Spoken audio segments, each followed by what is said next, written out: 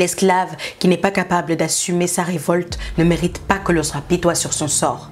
Cet esclave répondra seul de son malheur s'il se fait des illusions sur la condescendance suspecte d'un maître qui prétendrait l'affranchir.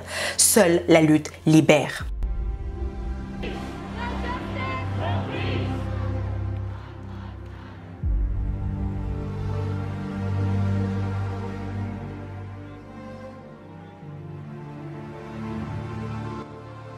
Ils nous ont dit, ta couleur de peau noire est laide, sale, méprisable, indigne et ont créé des préjugés, des complexes qui se sont répandus dans le monde entier et qui persistent jusqu'aujourd'hui avec certains qui se blanchissent encore la peau pour ressembler à ceux qui les ont opprimés.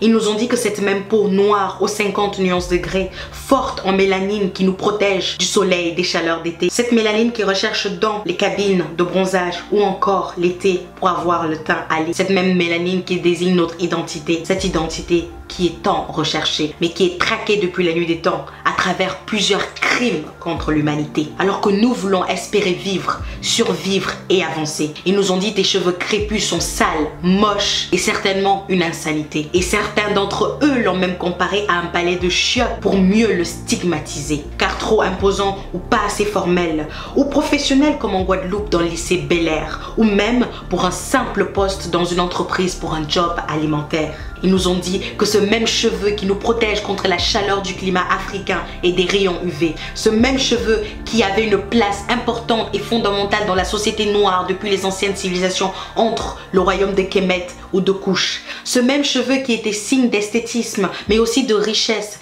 qui permettait par exemple de faire la distinction entre les différents peuples, leur âge, leur statut marital. Ils nous ont dit que ce même nuage de cheveux que nous portons si bien et dans lequel ils aiment mettre leurs doigts, pour rigoler, disent-ils, ou juste pour taquiner. Et qu'on doit aujourd'hui, au XXIe siècle, à travers le mouvement des années 70, Nappy, Natural and Happy, nous battre pour le revaloriser. Et puis, ils nous ont dit que ce même corps hyper sexualisé dans les films du siècle dernier, sans oublier l'histoire de Sarah Baartman en 1789, qui a été dénigrée. Ils nous ont dit tes lèvres, ton postérieur, sont opulents, hideux et disproportionnés.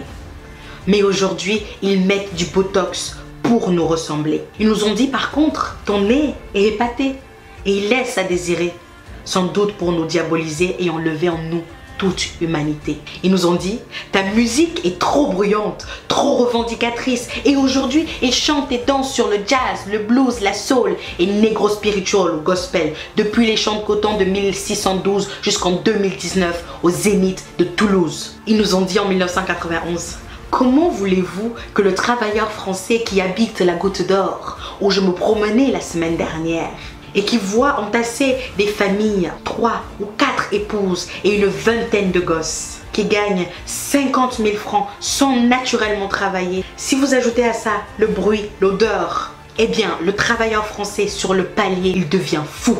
Ils nous ont dit que ce n'était pas raciste que de dire cela.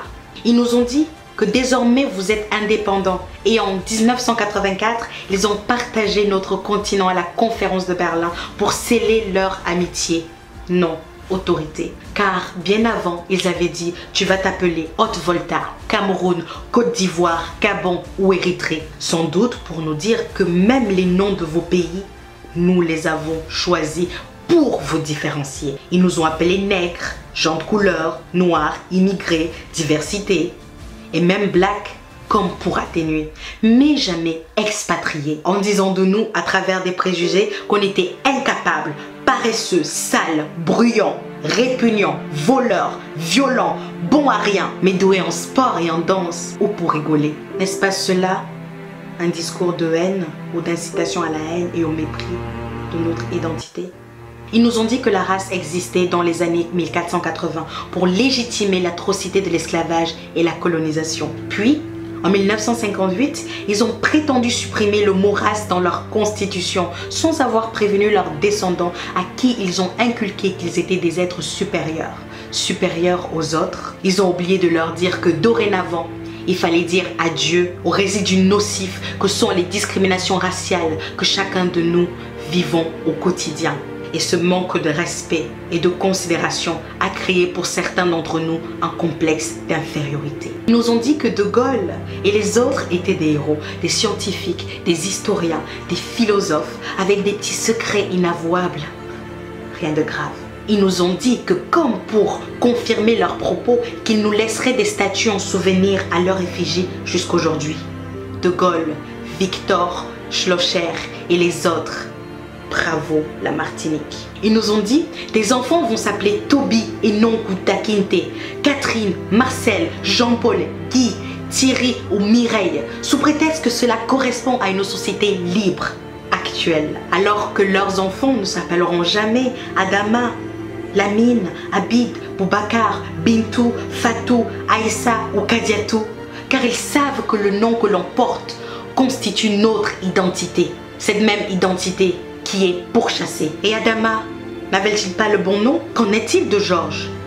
N'est-ce pas assez conventionnel, actuel, déraciné, aliéné? Et ils ont dit, tu vas t'appeler les États-Unis d'Amérique, car pour eux, c'est à eux que revient la découverte de cette terre, qui, rappelons-le, ne leur appartient pas, et où ils ont dessiné les peuples autochtones appelés Amérindiens. Et puis, ils ont réduit en esclavage les Noirs qui continuent de tuer en brandissant comme argument white supremacy. Ils nous ont dit, quand vous parlez de racisme, vous vous victimisez, vous êtes dans l'émotion et vous refusez tout avis objectif.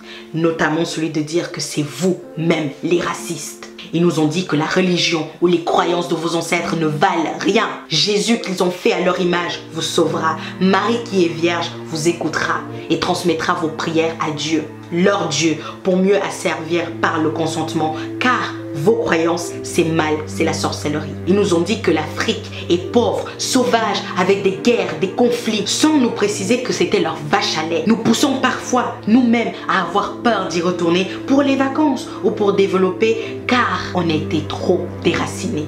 Ils nous ont dit, ton histoire n'existe pas ou plus, et ils ont écrit des mensonges sur la leur pour mieux le vendre à leurs enfants, mais surtout pour dominer celle des autres, en passant par le royaume de Soundiata Keita, de Mansa Moussa, l'homme noir le plus riche de l'histoire de l'humanité, bien avant Jeff Bezos et ses amis. Ils nous ont dit à l'école de retenir le nom de Thomas Edison pour l'invention de l'ampoule, en oubliant volontairement Lewis Howard Latimer et son filament de carbone avec son invention de la lampe électrique.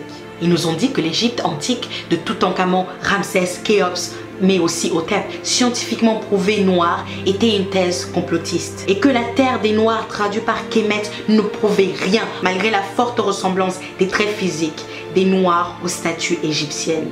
N'oublions pas les nez cassés. Et puis ils ont dit que Yoyot, Jean Yoyot, leur égyptologue de tous les temps, lui et lui seul détenait la vérité sur l'histoire de l'Égypte.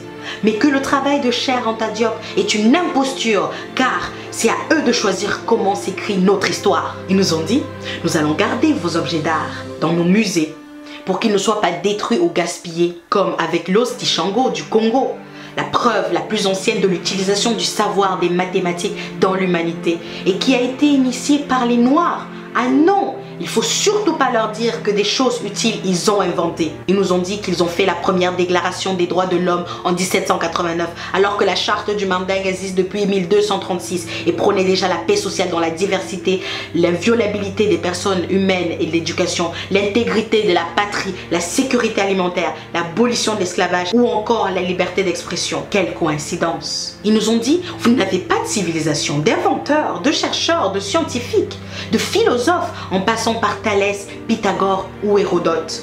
Ils nous disent aujourd'hui qu'ils sont là pour nous aider, pour lutter contre le Covid alors qu'ils n'arrivent même pas à le contrôler. Nous aider à nous délivrer de la famine avec leurs produits exportés, de nous délivrer des guerres que certains d'entre eux ont créées dans leur propre intérêt. Alors, ils ont créé des ONG pour donner du sens à leur vie, sans toutefois aider la vie de celles qu'ils prétendent protéger. Ils sont venus avec le FMI, la France-Afrique, le CFA, l'ECO et même le UN aujourd'hui. En toute sincérité, ils nous ont dit, et on y a cru pendant des siècles et des siècles jusqu'au 21e. Sincèrement, éperdument, naïvement, on s'est laissé convaincre et on a accepté ces mensonges. Et aujourd'hui, On nous traite de complotistes lorsqu'on veut rétablir l'histoire qu'ils ont falsifiée. Sommes-nous si faibles? Avons-nous oublié les recherches de Cheikh Anta Diop sur l'Égypte antique noire et leurs prouesses mathématiques, arithmétiques, scientifiques, agricoles et en médecine et en architecture, en littérature mais aussi en politique? Avons-nous oublié Madiba Mandela, Angela Davis, Thomas Sankara, Rosa Parks, Patrice Lumumba, Martin Luther King, Myriam Makeba, Malcolm X, Aimé Césaire et tous les autres? Et puis à moi, ils m'ont dit, ça y est, tu as la nationalité. Comme Adama Traoré, ta vie va changer. Et mes origines les ont toujours obsédées.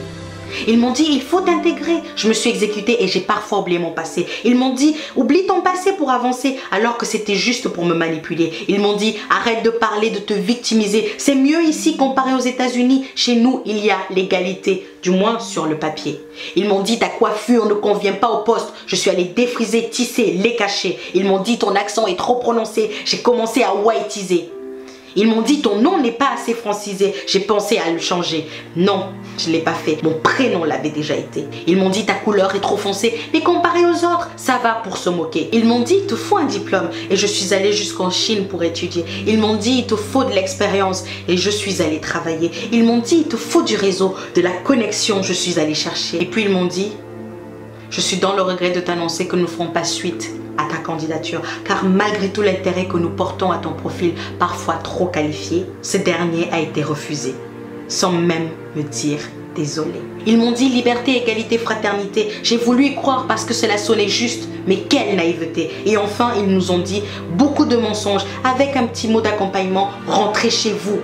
Et ça au moins, c'était vrai. Chers amis, chères sœurs, chers frères, chers pères, chères mères, pour que la vérité et le respect, la cohésion, la paix, pour que le Black Lives Actually Matter, il va falloir qu'on se réapproprie notre histoire, qu'on la transmette à nos enfants comme la Chine le fait avec les siens pour la réhabiliter. Il va falloir qu'on apprenne que le communautarisme qu'il pointe du doigt, c'est pour nous éloigner de la force économique qui va nous mener à cette dignité tant quémandée.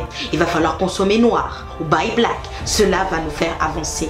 Il va falloir rentrer en Afrique comme ils le disent, rentrer chez vous pour que le continent soit enfin développé. Il va falloir qu'on se réapproprie nos terres que la Chine achète par milliers pour ne pas se retrouver expropriés. Il va falloir qu'on construise notre identité sans oublier notre passé. Il va falloir qu'on se réapproprie notre économie avec l'aide d'investir au pays. Il va falloir qu'on ait l'estime de nous-mêmes avec les vidéos de Mukwesa, Grandeur Noire, Pensée Kamit, Lenny Muga, Kemi Seba, mais aussi Crazy Sally et Soudei. Il va falloir comprendre la politique pour s'asseoir en tant qu'égal face à l'Asie. Je parle de la Chine. Il va falloir tous les jours appliquer ce qui a été dit pendant les rassemblements d'Adama et de George, car ce n'est pas fini. Il va falloir améliorer notre image comme le font les pays asiatiques en faisant du storytelling ou du marketing. Il va falloir s'insurger face à nos gouvernements qui laissent perdurer ce mépris. Il va falloir dénoncer, mais il faudra agir aussi. Il va falloir qu'on garantisse à nos enfants, aux enfants de nos enfants, un monde dans lequel ils puissent vivre égaux et libres. À moins que vous vouliez que The Doll Experience se répète sans fin à l'infini. Il va falloir qu'on leur dise qu'il faut qu'ils soient fiers de cette couleur ébène avec plusieurs nuances et coloris. Il va falloir détruire les chaînes mentales. Il faut que ce soit définitif. Il va falloir leur répéter tous les jours qu'ils sont beaux, forts, brillants, intelligents, courageux et créatifs. Il va falloir leur dire qu'ils ne doivent laisser personne décider de qui ils sont ou doivent être dans cette humanité parfois racisée. Il va falloir leur dire que personne ne fait le choix d'être noir ou blanc car ce sont des couleurs créées pour diviser. Il va falloir se demander si nous allons continuer d'accepter qu'ils nous dictent notre conduite et surtout qu'ils nous autorisent cette liberté ou allons-nous l'arracher. Il va falloir être prêt car ça va être difficile. C'est un combat qu'ensemble nous allons main dans la main gagner pour que le racisme ordinaire, institutionnalisé, systémique, étatique ou ethnique soit enfin dans ce monde éradiqué. Il va falloir arrêter de nous plaindre pendant une semaine et puis retourner à nos seules filles. Plouf! Lutte oubliée. Et enfin, il va falloir se demander, et si c'était moi? Au tête.